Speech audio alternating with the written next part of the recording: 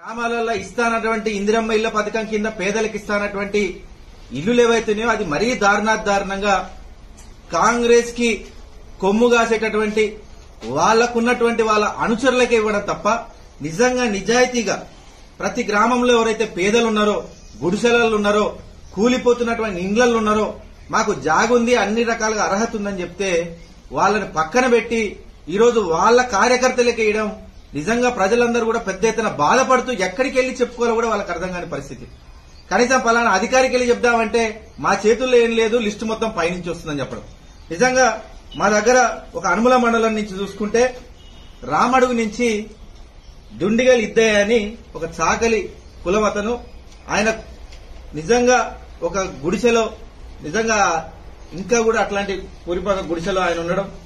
పాలనకు సంబంధించి బ్రహ్మచారి, ఇట్లా అనేక విధాలుగా ప్రతి ఊరు నుంచి కూడా పంగవానికుంట నుంచి కొత్తపల్లి పరమేశ్ అనే ఒక దళిత కుటుంబానికి సంబంధించినటువంటి ఒక యువకుడు, అలాగే అదే పంగవానికుంట సంబంధించినటువంటి ఒక పల్లెటి రమణ అనేటువంటి ఇంకో అబ్బాయి, ఇట్లా ప్రతి ఒక్క మండలం నుంచి కూడా ఆధారాలతోటి అక్కడ స్థానికంగా ఉన్నటువంటి అధికారులకు మా ఇల్లులు ఈ విధంగా ఉన్నాయి, వర్షం వస్తే కురుస్తున్నది, ఎక్కడికి వెళ్లాలో అర్థం కాకుండా, గతంలో బీఆర్ఎస్ ప్రభుత్వం వచ్చినప్పుడు మాకు హామీ ఇచ్చినారు, మీరు కూడా మాకు హామీ ఇచ్చినారని చెప్పేసి తెలియజేసినప్పటికీ ఇప్పుడు ఇల్లులు అయితే తక్కువ వచ్చినాయి, మొదటి విడత, ఇప్పటి వరకైతే మీరు ఆగండి, మీకు కావాలంటే రెండో విడత ఇస్తాను కొంతమంది చెప్పడం. అదే నిన్న గుర్రంపోట్లో ఒక ఊర్లో అయితే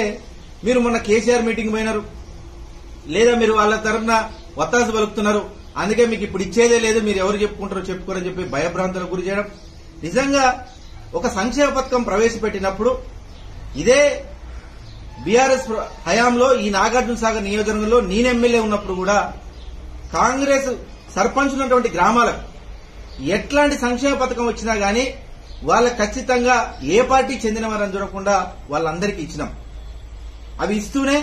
ప్రతి గ్రామానికి దాదాపుగా 60 నుంచి 90 లక్షల దాకా సీసీ రోడ్లు వస్తే ఇక్కడ ఉన్నటువంటి కొన్ని మండలాల్లో దాదాపు ₹1 కోటి ఇచ్చినాం. అక్కడ కాంగ్రెస్ పార్టీ సర్పంచ్ ఉండని తెలిసినా ప్రజలు మాకు ఓటేసినారు, ప్రజలు కేసీఆర్ ని నమ్ముతున్నారు, వాళ్ళని చూసేది అక్కడ సర్పంచ్ని కాదు మమ్మల్ని అని చెప్పేసి నిజాయితీగా వాళ్ళందరికీ వాళ్ళకి ఊర్లకు కావాల్సినట్టు అభివృద్ది కార్యక్రమాలను చేసినాం. కానీ ప్రస్తుత కాంగ్రెస్ ప్రభుత్వం ఎంత దారుణంగా ఇట్లా గుడిసెలో ఉండి ఇబ్బందులు పడుతున్నాం, మాకు న్యాయం చేయండి అని చెప్తే మాకైతే సంబంధం లేదు, పైనుంచి లిస్టు రావాలి మాకు, ఇంకా పైనుంచి ఏముంటది. ఒకవైపున కాంగ్రెస్ ప్రభుత్వం ఇందిరమ్మ ఇళ్ల పేరుతోటి నిజంగా అర్హులకే ఇస్తామని చెప్పేసి